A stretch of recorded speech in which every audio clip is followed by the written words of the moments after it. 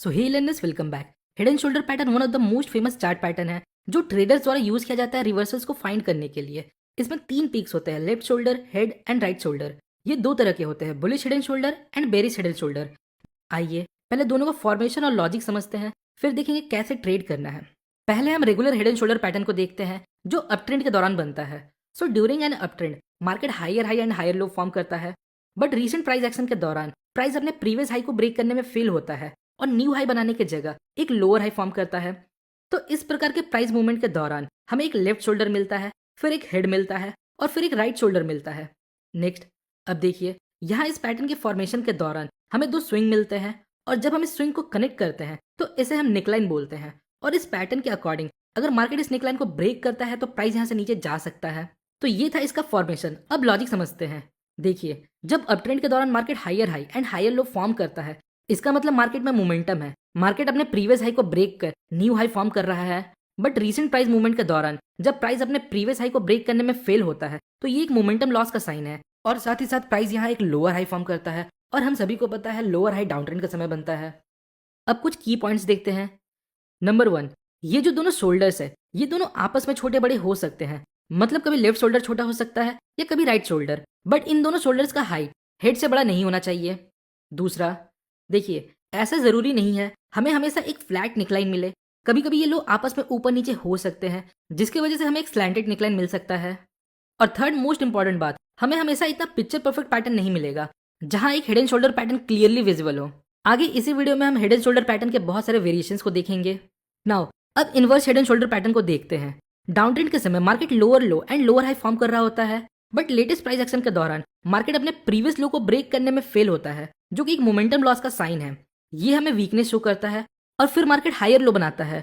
और हम सभी को पता है हायर लो अप ट्रेंड के दौरान बनता है और बुक के अकॉर्डिंग जब प्राइस इस नेकलाइन को ब्रेक करता है तो हम यहाँ बाई करते हैं। तो ये था general idea, formation and logic behind the head and shoulder pattern. इस पैटर्न को ट्रेड करते समय बिगिनर्स कुछ मिस्टेक करते हैं। आइए देखते हैं क्या है वो mistakes. Number one, they think that a trend will reverse just because they spot a head and shoulder pattern. लोगों को लगता है अगर एक ट्रेंडिंग मार्केट के दौरान उन्हें सिर्फ एक पैटर्न मिलता है तो मार्केट वहां से रिवर्स हो जाएगा। Let me explain. Let suppose we have a trend. Market एक स्ट्रॉन्ग ट्रेंड में है, higher high and higher lows के फॉर्मेशन में। देन हमें एक हेड एंड शोल्डर पैटर्न मिलता है। सो जस्ट बिकॉज हमें एक पैटर्न मिलता है तो क्या ये इनफ रहेगा इस ट्रेंड को रिवर्स करने के लिए? आपको क्या लगता है सिर्फ इस पैटर्न के मिलने से मार्केट यहाँ से रिवर्स हो जाएगा? तो आंसर है नहीं। हमें इस पैटर्न को ट्रेड करते समय दो चीजों को कंसीडर करना है। Number one, the trend and the duration of the trend. Suppose अगर एक ट्रेंड काफी लंबे समय से चल रहा है, लाइक 4 to 5 मंथ, और आपका पैटर्न फॉर्म होता है 2 to 3 वीक में, तो क्या ये पैटर्न इतने लंबे ट्रेंड को चेंज कर सकता है? नहीं, क्योंकि अगर ट्रेंड स्ट्रांग है तो चांसेस ज्यादा है ये पैटर्न फेल हो जाएगा।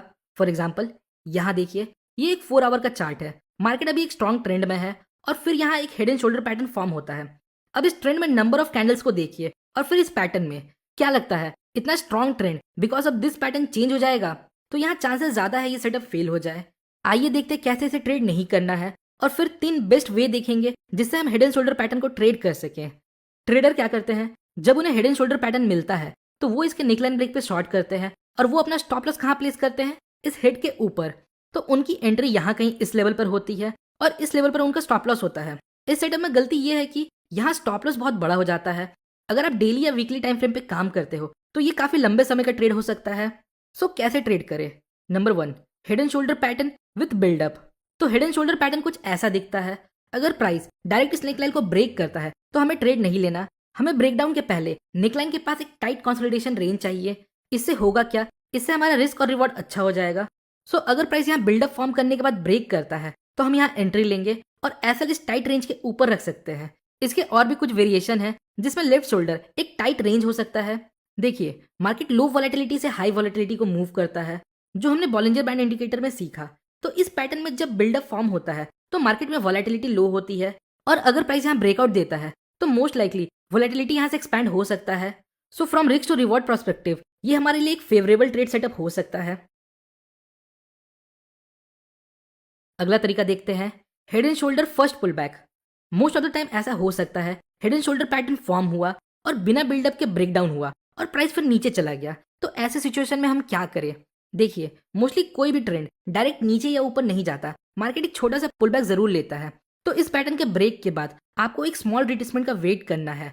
जहां small body candle higher retrace कर रहे हो लाइक कोई फ्लैग पैटर्न, तो हम इस लो के ब्रेक पे शॉर्ट करेंगे और इस रीसेंट स्विंग हाई के ऊपर अपना स्टॉप लॉस रखेंगे। एग्जाम्पल देखते हैं। यहाँ देखिए, ये हमारा हेड एंड शोल्डर पैटर्न है जो ब्रेक होता है और फिर यहाँ हमें एक फर्स्ट पुल बैक मिलता है बेरिस फ्लैग पैटर्न के रूप में। दिन जब मार्केट इसके लो को ब्रेक करता है तो हम यहाँ शॉर्ट करते हैं। अगला तरीका देखते हैं, हेड एंड शोल्डर रीटेस्ट। इसमें हमें नेकलाइन के ब्रेकआउट के बाद वेट करना होता है प्राइस के इस लेवल पर वापस आने का, क्योंकि जो प्रीवियस सपोर्ट लेवल था वो अब रेजिस्टेंस का काम कर सकता है, जिसे हम टेक्निकल टर्म में चेंज इन पोलैरिटी बोलते हैं। तो जब प्राइस यहाँ वापस आता है तो हम यहाँ कैंडल स्टिक या रिजेक्शन के बेस पर ट्रेड ले सकते हैं। गौर से देखिए, यहाँ ट्रेंड बहुत स्ट्रांग था, सो हम अगर सिर्फ इस पैटर्न के बेस पर ट्रेड करते तो हम गलत हो सकते थे।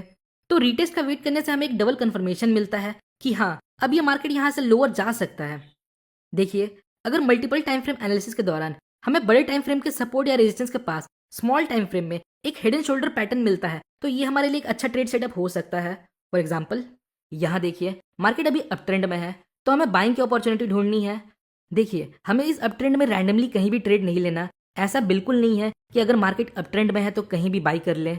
इसके लिए हम प्रीवियस स्विंग का यूज करेंगे जो रिसेंटली अभी ब्रेक हुआ है और उसके बेस पे एक जोन ड्रॉ करेंगे कुछ इस प्रकार और चेक करेंगे क्या ये जोन पहले भी टेस्ट हो चुका है। तो हाँ, जोन पहले भी एक बार रेजिस्टेंस का काम कर चुका है। तो बेसिकली आइडिया ये है, हमने अप ट्रेंड के दौरान एक जोन मार्क किया, अब लोअर टाइम फ्रेम में वेट करेंगे प्राइस का इस लेवल पर आने का, देन फिर हम यहाँ चार्ट पैटर्न और ट्रेंड लाइन ब्रेक के बेस पर ट्रेड ले सकते हैं।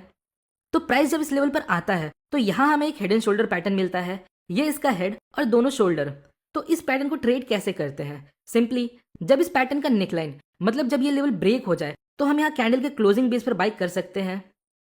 सो होपफुली गाइस आपको इस वीडियो से थोड़ी इन्फॉर्मेशन मिली होगी। अगर आपको वीडियो इन्फॉर्मेटिव लगी तो वीडियो को लाइक और चैनल को सब्सक्राइब जरूर करें। मिलते हैं नेक्स्ट वीडियो में, तब तक के लिए best of luck for your stock journey.